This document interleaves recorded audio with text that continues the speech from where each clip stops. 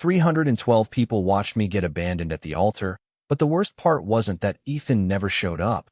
It was discovering why he had planned to marry me in the first place. The string quartet kept playing because no one had told them to stop. Violins floated beneath the crystal chandeliers of the Whitmore Grand Hotel, while I stood beneath an arch of white roses in a wedding dress that had cost more than my first apartment. I remember noticing ridiculous things. The champagne sweating inside untouched glasses. My mother's empty chair in the front row.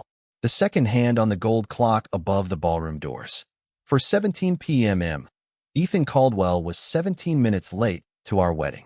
At 29, I had negotiated acquisitions worth hundreds of millions of dollars without letting anyone see my hands shake. I had built Whitmore Health Technologies from a rented office in Brooklyn into a company valued at $4.2 billion. I knew how to survive hostile boardrooms, skeptical investors, and men twice my age explaining my own company to me.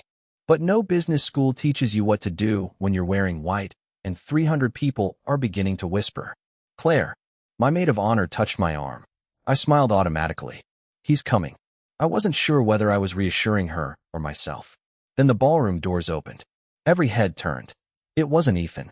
A silver-haired man in a charcoal suit walked toward me carrying a cream envelope.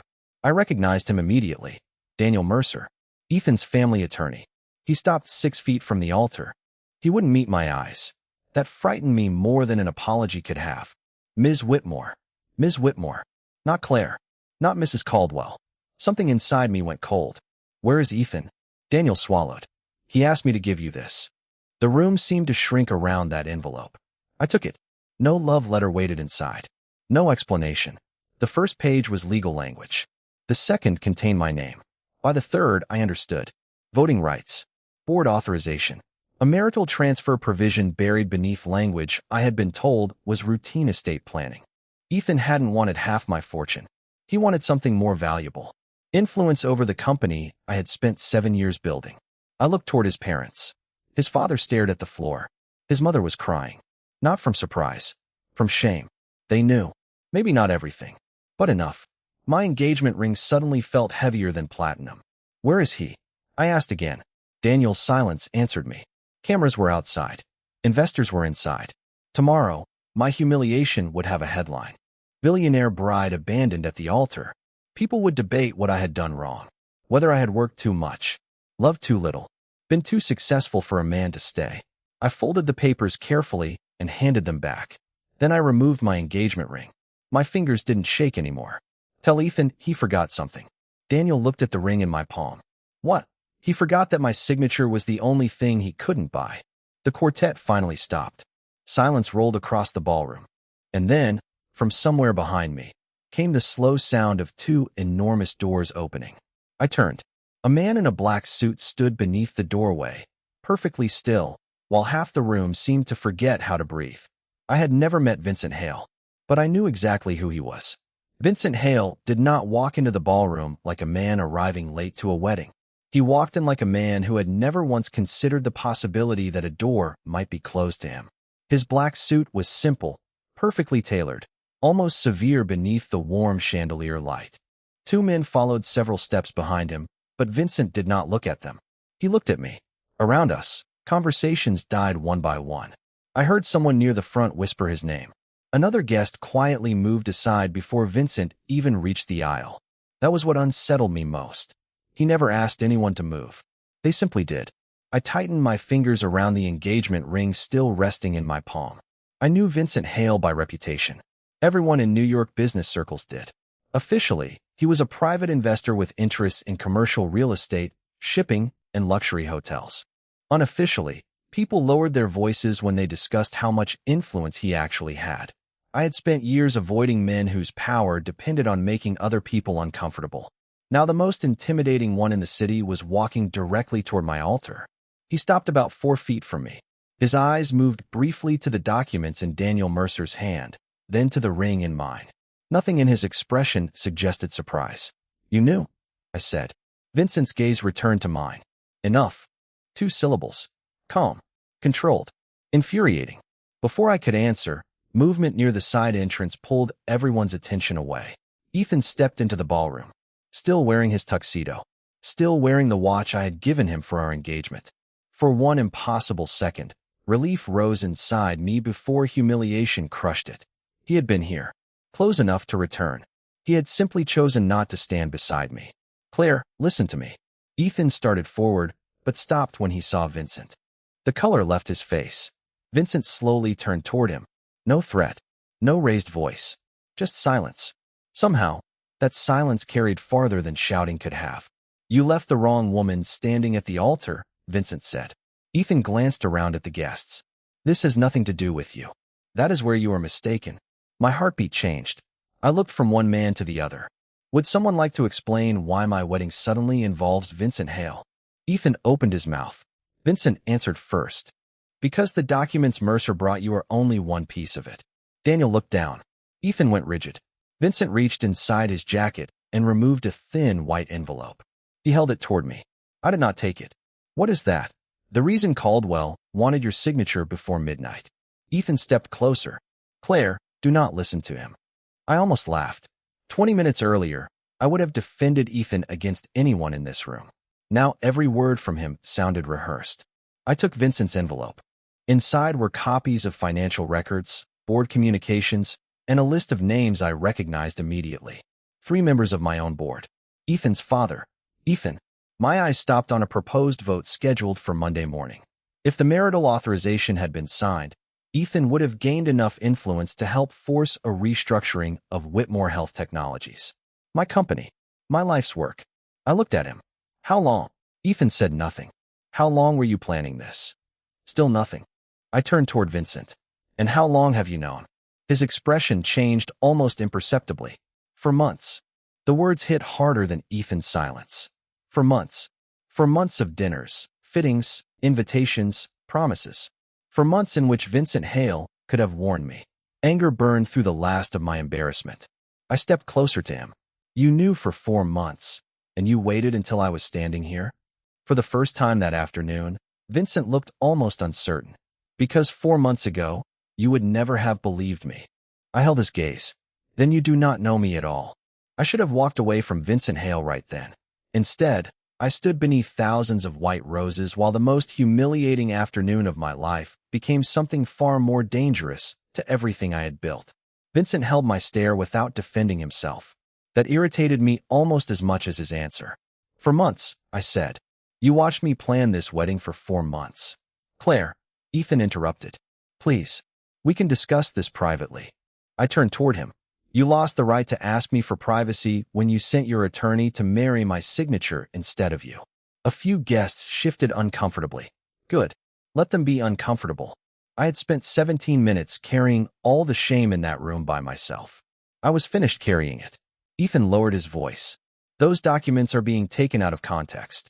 I lifted the papers Vincent had given me. Then give me the context. Silence. The chandelier light caught the gold edge of Ethan's cufflinks. I had bought those too. Suddenly, I could see our entire relationship differently. The dinners where he asked innocent questions about voting structures. The weekends when he wanted to know which directors supported me. The night he suggested combining our estate planning before the wedding because it would be easier. I had mistaken research for interest. Strategy for devotion. Vincent stepped beside me. You should leave with me. I turned so quickly my veil brushed my shoulder. Excuse me. Your board meets Monday. Caldwell knows you have seen the documents. Staying here gives him time to control the story. His voice remained maddeningly calm. My car is downstairs. My legal team already has copies of everything. Your legal team? I stared at him. You investigated my company? I investigated him. Without telling me. Yes.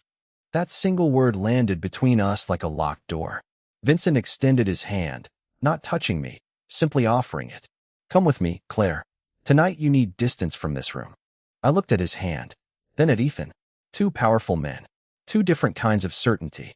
Both apparently convinced they understood what I needed better than I did. Something inside me finally snapped into focus. I pulled the engagement ring from my palm and placed it in Vincent's open hand. His eyes dropped to it. What are you doing? He asked. Making something clear. I stepped closer, lowering my voice until only he could hear me. I just escaped one man who thought my life was something he could acquire. Do not become the second. Vincent went completely still. Behind him, One of his men looked away as though he had accidentally witnessed something private. I expected Vincent to become angry. Men with power rarely enjoyed being denied. Instead, he closed his fingers around the ring and studied me with an expression I could not read. "What do you want me to do?" he asked. The question surprised me. Not what was I going to do. What did I want him to do? I glanced toward Ethan. "Give him the ring." Vincent crossed the few feet between them. Ethan stared at the platinum band in Vincent's palm. "She asked me to return this." Ethan looked past him at me. "Claire, please." "No." My voice came out quieter than I expected. Stronger too. "You had your chance to speak when I was waiting for you." I gathered the front of my dress and stepped down from the altar alone. Nobody stopped me. Nobody dared. At the ballroom doors, I heard Vincent behind me. "Claire." I turned. He remained beside the altar, exactly where I had left him. "My offer stands," he said. "No conditions." I looked at him for a long moment. "Then prove it." His eyes narrowed slightly. "How?" "I opened the doors myself." "Let me leave."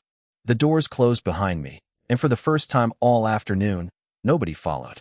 That should not have surprised me. Somehow it did. I walked through the hotel corridor with my wedding dress gathered in both hands, passing arrangements of white roses, framed mirrors, and employees pretending not to recognize the woman whose wedding had just collapsed one room away.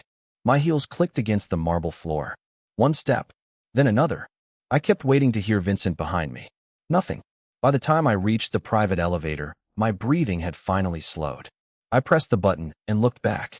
The corridor remained empty. He had listened. A man who reportedly controlled half the rooms he entered had been told to stay, and he had stayed. I hated that this mattered to me. 40 minutes later, I was sitting barefoot on the floor of my penthouse overlooking Manhattan, still wearing the dress because changing required energy I did not have. The city glittered beyond the windows as if nothing had happened. My phone showed 87 missed calls. Reporters, board members, friends, Ethan. I ignored all of them until one name appeared that made my stomach tighten. Margaret Sloan, chairwoman of my board. I answered. "Claire, we have a situation." No sympathy. No question about whether I was all right. Business. Somehow that made everything clearer. "What situation?"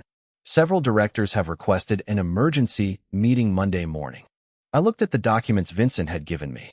About what? The pause lasted half a second too long. Leadership stability. I almost smiled. My wedding lasted 0 minutes, and apparently that makes me incapable of running a company. It is more complicated than that. It usually is when someone wants my chair. She exhaled.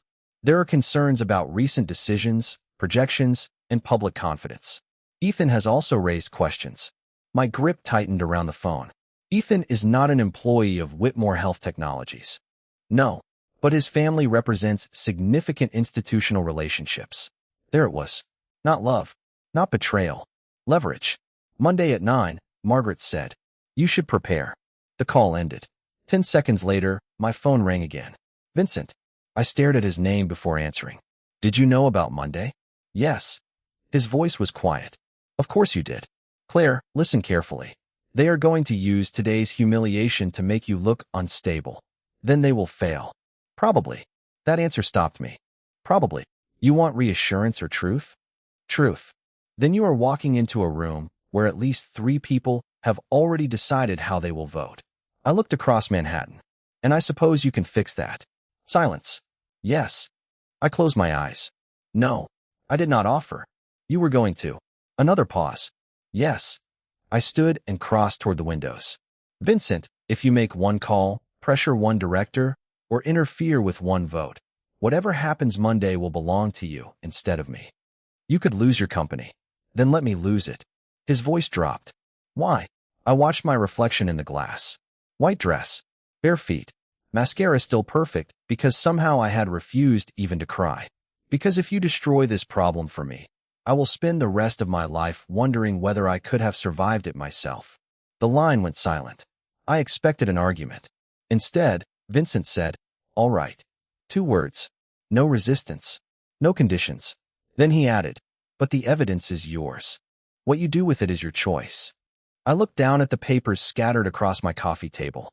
For the first time that day, someone powerful had given me information without demanding control in return. "Good night, Vincent." "Good night, Claire."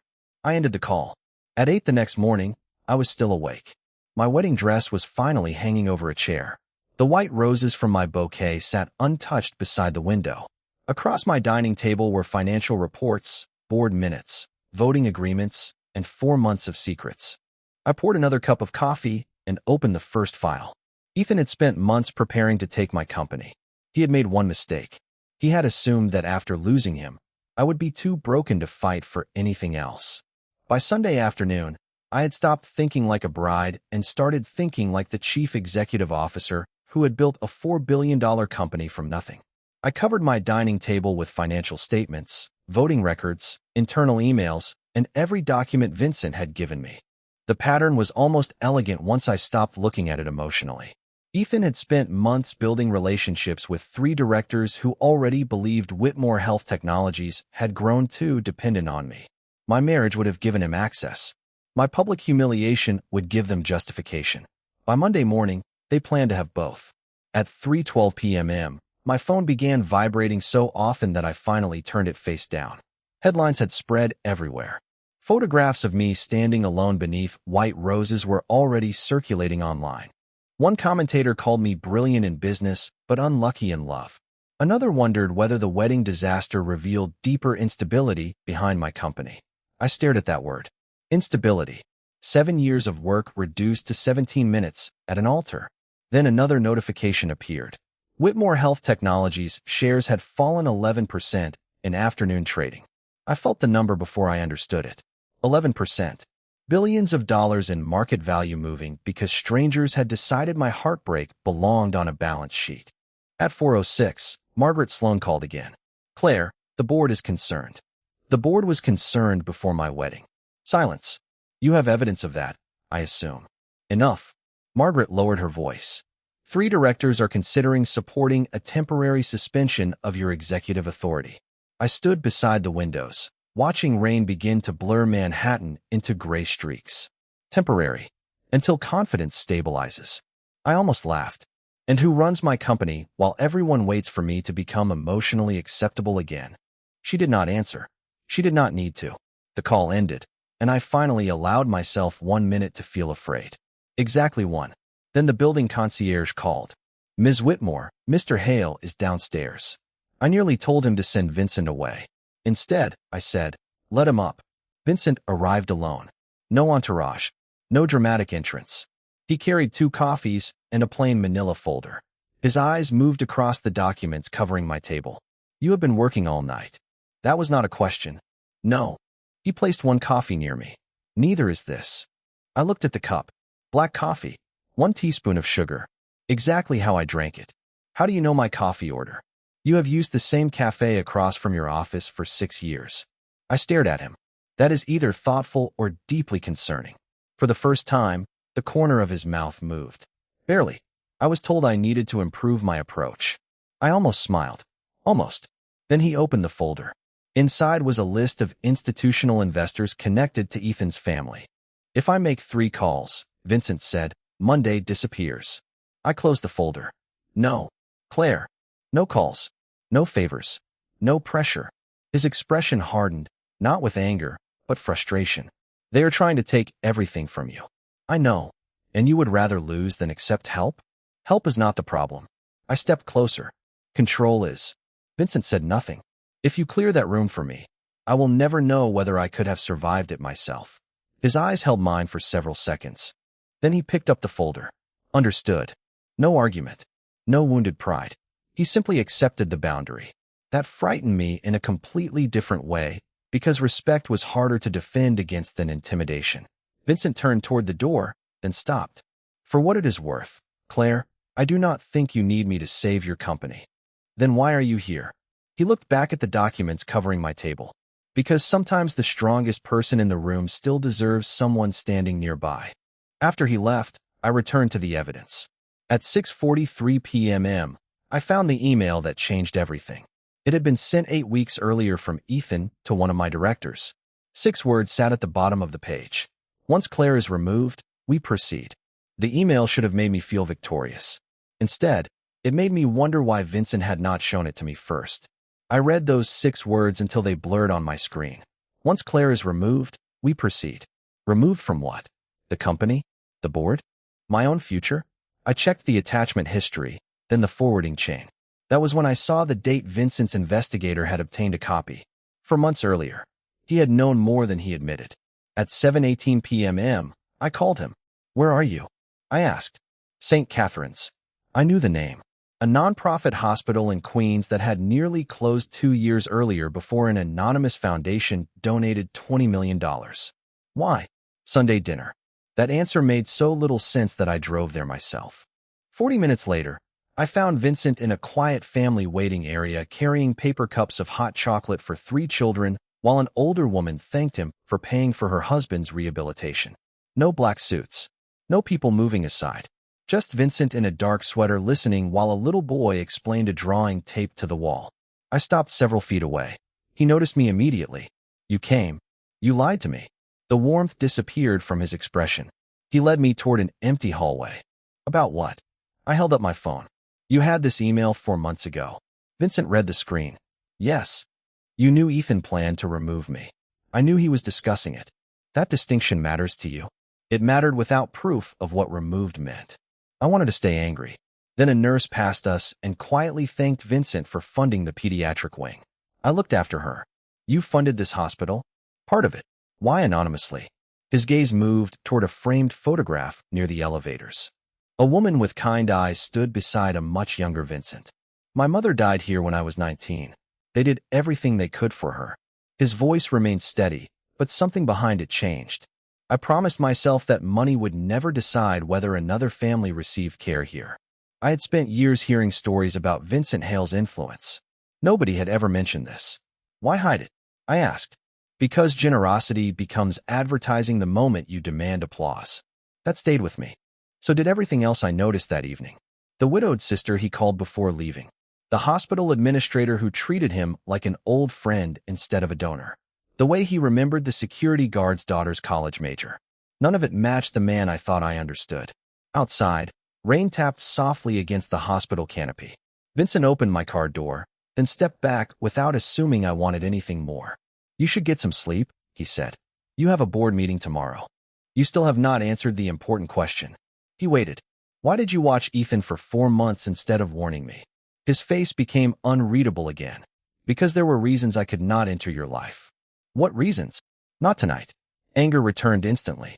"You do not get to decide when I deserve the truth." "I know." "Then tell me." Vincent looked toward the rain. For several seconds, he seemed less like the man everyone feared and more like someone carrying a promise that had become too heavy. "Your father," he finally said. My breath caught. My father had been dead for 11 years.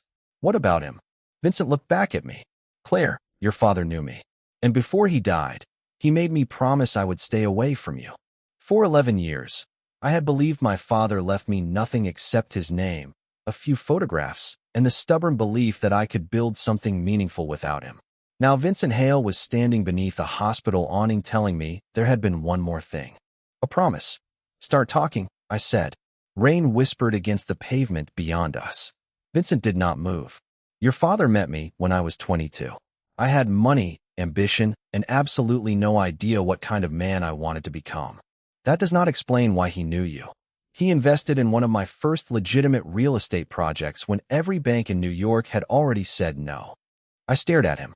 My father had spent his final years advising young entrepreneurs, but he had never mentioned Vincent. "Why you?" I asked him that once. Vincent looked toward the street.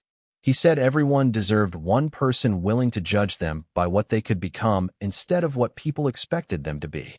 That sounded exactly like my father. Somehow that hurt more. And the promise? Vincent's jaw tightened. Near the end of his life, he knew the world around me was becoming complicated. He made me promise that whatever happened, I would never pull you into it. "So you stayed away?" "Yes. Even when Ethan started planning this. At first, I believed I could stop him without entering your life." I laughed once, without humor. "You monitored my fiancée for 4 months because of a promise to my dead father.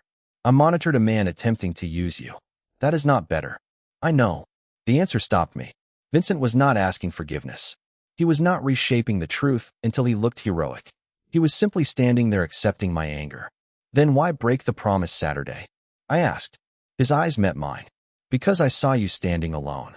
The hospital doors opened behind us, spilling warm light across the sidewalk. I had people inside the hotel. I knew Caldwell was not coming to the altar. I knew Mercer had the documents. I told myself you would discover the truth and handle it yourself. I did. You did. His voice softened. But when those doors closed and everyone in that room started looking at you like your humiliation belonged to them, I could not remain outside anymore. My throat tightened. I hated that part of me understood. My father asked you to protect me by staying away. Yes. And you decided he was wrong. No. Vincent paused. I decided the promise had become an excuse. That landed differently. An excuse for what? For the first time since I had met him, Vincent looked away first. For keeping distance from someone I had spent years making sure was safe. I thought about the coffee order, the investigation, how quickly he had appeared when everything collapsed. How long have you been watching over me? Long enough to know you never needed watching over. Despite everything, I almost smiled. Then my phone vibrated. Margaret Sloan. 8:14 p.m. I answered. Her voice was tense. Claire, the meeting has been moved to 8 tomorrow morning. Ethan will be attending with counsel. I looked at Vincent. Good. Margaret hesitated. Good. Yes. Make sure everyone is there. I ended the call. Vincent studied my face. What are you going to do? The fear I had carried all weekend was still there, but it no longer controlled the room inside my head. Well, my father taught both of us. Which was, I stepped into the rain, then turned back toward him.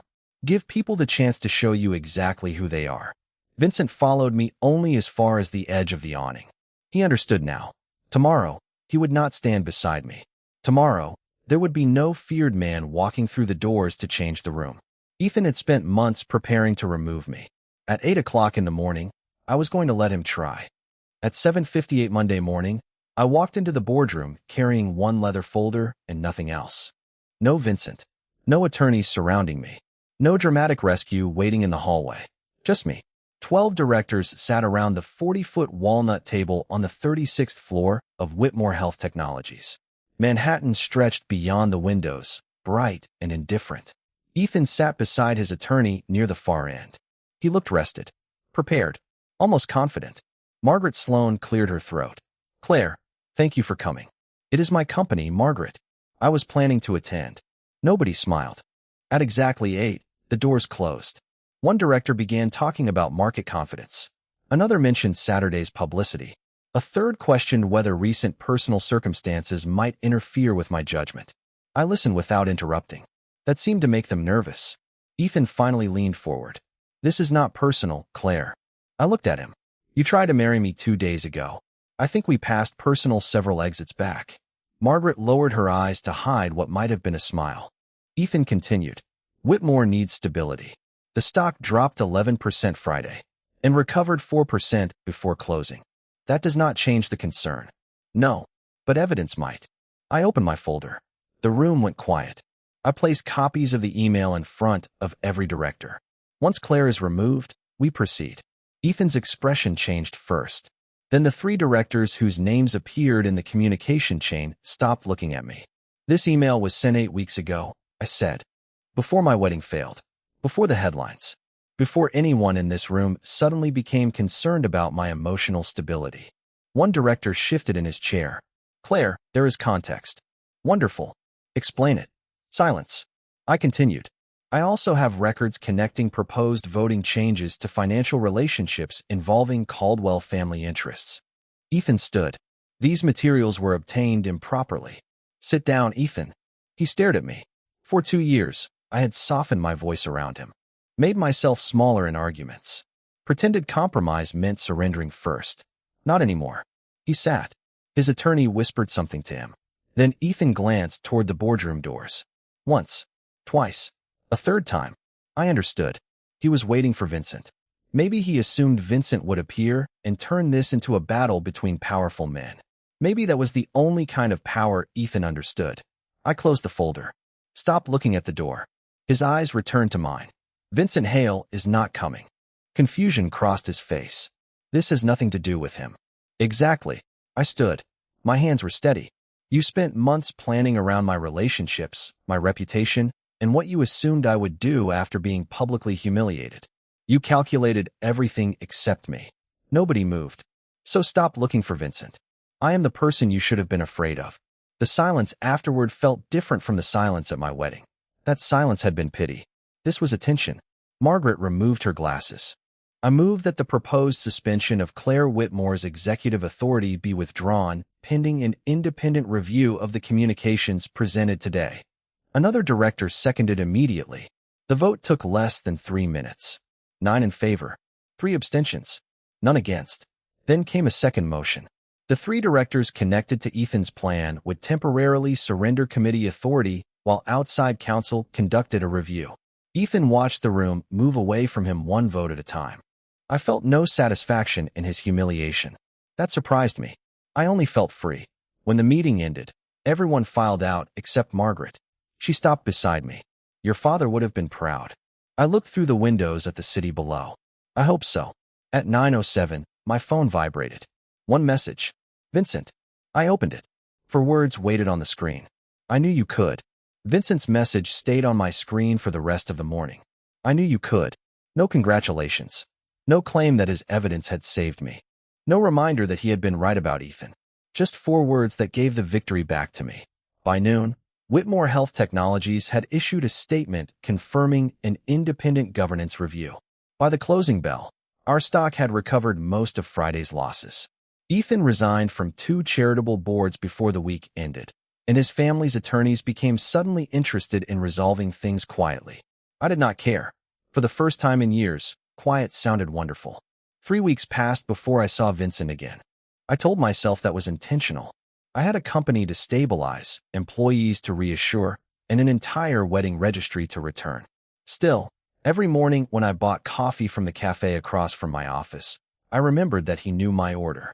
Every time someone opened a door for me, I remembered the one door he had allowed me to walk through alone. Then Margaret called me into her office on a Thursday afternoon. You should probably know, she said. Hale is leaving New York. I stopped. Leaving? His firm is relocating several operations to Chicago. Apparently, he will spend most of the year there. I told myself it did not matter. At 6:20 that evening, I was in a car heading downtown. Vincent's townhouse was quieter than I expected. Cardboard boxes stood near the entrance. He appeared at the top of the stairs wearing a white shirt with the sleeves rolled to his forearms, looking less like the man who had silenced a ballroom and more like someone preparing to disappear from my life without asking permission. Claire, he sounded genuinely surprised. You are leaving. Tomorrow morning. Without telling me. He came down the stairs slowly. I did not think I had the right to ask you for anything. That is not what I asked. No. He stopped several feet away. I am leaving because the reason I stayed this long is finished. I understood immediately. My father. The promise. You think protecting me was a debt. At first. And now. Vincent looked at me for a long moment. Now staying would be selfish. Something tightened in my chest. Why? Because I want something your father never gave me permission to want. The room became very still. He did not step closer. That mattered. And what is that? I asked. A place in your life. His voice was quieter than I had ever heard it. But your whole life? People have decided what was best for you. You're bored. Caldwell. Even your father, when he made that promise for you. I will not become another man making choices on your behalf. I looked toward the open front door behind me. 3 weeks earlier, I had asked Vincent to prove his offer came without conditions by letting me leave. He had. Now he was doing it again. So that is it? I asked.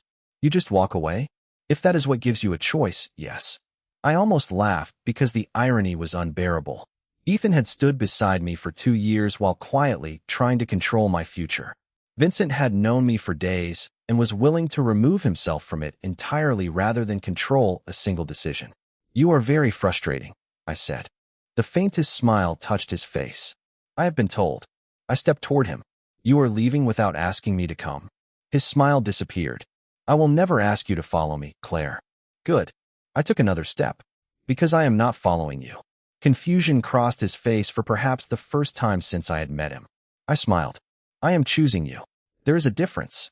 He said nothing. He did not need to. Outside, Manhattan moved beneath 1,000 lights, indifferent to promises, weddings, billion-dollar companies, and the strange ways people found one another. I had once believed love meant finding someone who would never leave. I had been wrong.